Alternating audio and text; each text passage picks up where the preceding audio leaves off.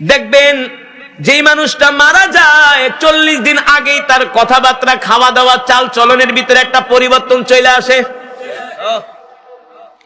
যদি আল্লাহওয়ালা হয়, মুমিন হয়, সে তার ইবাদত বাড়ায় দেয়, মসজিদে যায় বেশি বেশি করে নামাজ পড়ে, জিকির করে, আল্লাহর কাছে দোয়া করে।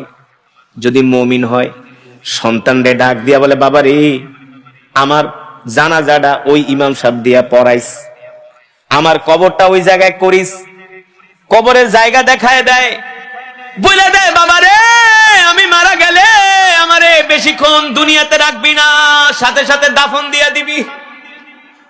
যদি মুমিন হয়, স্ত্রীরে ডাক দিয়া বলে, তুমি আমাকে ক্ষমা করে দিও, আমি যদি তোমার মনে কোনো কষ্ট দিই, তুমি আমাকে ক্ষমা করে দিও।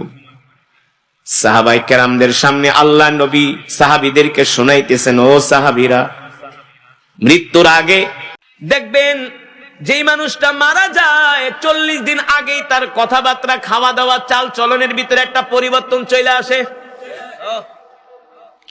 যদি